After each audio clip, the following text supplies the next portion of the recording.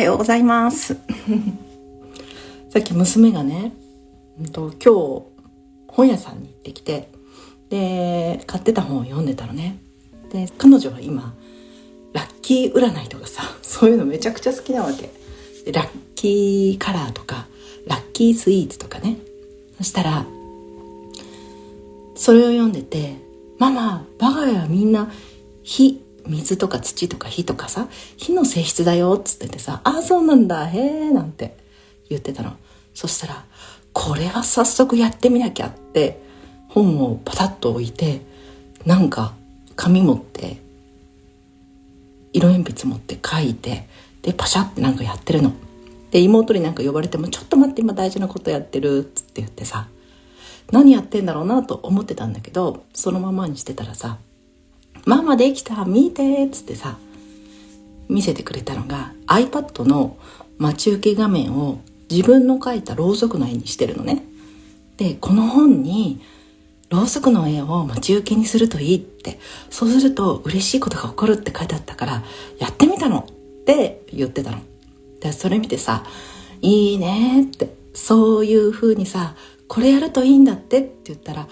そうなんだって、なんか素直にやれるのっていいことだねって、そうやって素直にやる人ってどんどん伸びるねって言ったのね。でもママ、私はこれやってその結果いいことが起こるかどうかはどうでもいいって思ってるって言っててさ、でもそれやるってことはいいことがあってほしいからやるんじゃないのっつって言ったら、こういうおまじないってやってる時にもう叶ったくらい嬉しい気持ちがするでしょって、それでいいのよって、やりたいって思ったんだったらやらなくて得することってないでしょって、やりたいことをやれた、嬉しい気持ちになれた、これが自分にとって一つのミッションクリアなのって、だから叶わなかったらとか関係ないからやる以外ないんだよねって言っててさ、そっか、やる時から叶ったくらい嬉しい気持ちだからもうそれでいいってすごいいいねって、なんかその大人になって生み出されるような執着と無縁でさ、ほんと放って終わりっていうカラッとした気持ちいいエネルギーで、なるほどねってこう言いながら聞いてたので、そのね、それっていいなって思ったのは一つ共有したかったのと、人間って結構自分のことをざっくりとちょっと大雑把に自信がない私ってくくりがちなんだけど、その私の中に素晴らしい部分たくさんあるんだよね。毎日毎日量産されている、毎日当たり前のように暮らしている素晴らしい部分がたくさんあって、そこにフォーカスして大したもんだねって、なかなかやるねって、これなかなか普通できないよって声かけてあげられるのって自分だけなんだよね。なんか昔の私はさ、なんか自分を褒めるとかマジちょっと勘弁みたいな感じだったんだけど、そのちょっと寒い感じがしますみたいな思ってたんだけどさ、でもこのノートはそういう自分から進化したくって、自分を褒める言葉を、毎日新しいのは思いつかないから文章として作って、でそれを毎日マジックで書いてたのこのノートに。でついつい自分のないところとかダメなところばっかり考えちゃう自分だから、このノートに毎朝、今はさ夜の自分との待ち合わせってやってるけど、その当時は何歳だろうな、10代後半20代くらいかな。その当時はもうこれにその自分を褒めてあげる、こういうところがいいと思うし、こういうところは真面目で誠実だと思うし、こういうところ手を抜かないのもすごいなと思って、ここら辺は忘れっぽいけどそれも可愛いなと思うとかさ、そういう文章を毎日同じ文章ねをずっと書いてたので、さっきこう見てたら37、8枚ぐらいだったから、多分それぐらいしか続いてないんだけど、でもこのノート私取ってやるってことは、多分これによって自分が進化したっていうなんとなく記憶があるから取ってやるんだよね。なんかやっぱり自分に自信がないなみたいなことを思ったりとか、あと自信がある状態の時、あるエネルギーの時、自信がないエネルギーの時ってあるから、同じ人でも。でそういうちょっと今自分がこう下支えが必要だなみたいな時には、今日みたいな話とかを思い出してもらったり、自分のその褒めたいなっていうところをこう書き出してあげたり、自分のさなんかこう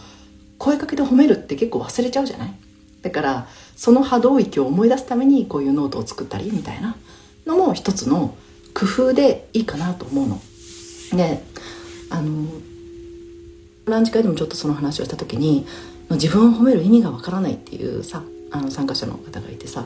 エゴの視点に埋没すればするほど眠ったままだと何の意味があるのとか照れくさいとか、私がさっき言ってるちょっとなんか痛い気がするってなるんだよね。でもこれ創造主の意識にとって褒めるって、例えば目の前の赤ちゃんがいてわあかわいいとかさ、なんか寝返りを一生懸命打とうとしてるのをああ偉い偉い頑張れみたいなのとか、なんかおもちゃをはいどうぞってやったらおー偉いねありがとうすごいねこんなのできるのなんてつい出るじゃん。でそれはさ別に何の意味があってやるわけでもないじゃん。つい反射的に出る簡単符みたいなもんじゃん。思わず口から出るもの、命の歓喜みたいな、わー命を尊ぶ命を喜ぶみたいなさことだったりするじゃない。だからなんかそういう創造主の意識の褒めるっていうのに最終的にこう人間って純度が上がっていくとそういう褒めるになっていくと思うんだけどさ、何の別に意図もない、人に対してもねこれからこれを言ったからって何かをしてもらおうみたいな意図もなくって、ただただ称賛ただただ激賞して生きていくっていう、私の理想はそんな風に生きたいなと思ってるんだけど、でもそれをこう進んでいくためのステップバイステップとしてなんかそうやって褒めていくっていうのも一つ手段としてはあるかなって思うんだよね。で最後紹介したいなと思うのは松下幸之助がさ現役で働いていらっしゃった頃、秘書の方かなんかが、この話有名だから知ってる人もいるかもしれないけど、社長室にバッと入った時にさ松下幸之助がこう頭に手を当てたのね。でどうしましたみたいな言ったらって今なこうやってわしは自分の頭を撫でて褒めてやってるんやって、撫で撫でって今日もようやったなって、自分で自分を褒めんと誰も褒めてくれんからなって笑ってたんだって。なんかさそうやってさあんなにさ経営の神様って言われた人でもさそうやって社長室で一人の時によくやったなって自分で自分の頭を撫でて褒めてるってなんて素敵なエピソードって思ったんだよね。で松下幸之助の言葉でさ、自分で自分を褒めてあげたいという日を一日でも多く持ちたい、そういう日を積み重ねたいって言ってて、なんかねそれも本当に素敵だなって思うし、本当にそうありたいし、その褒めるハードルをできるだけ低くして、私はねもうなんかもう高跳び棒高跳びとかするぐらいの高さじゃなくて、もうなんかつま先でちょいってまたげるぐらいのハードルの高さでもう気楽に褒め倒していきたいな自分のことをって思っていますという話でした。そう娘のそのまさに期待値ゼロの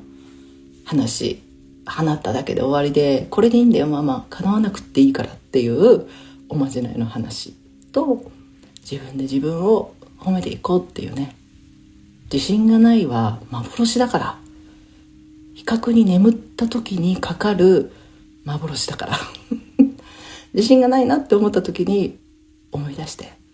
あるがいっぱいあるからっていうねお話でした。それではまた。ではどうも。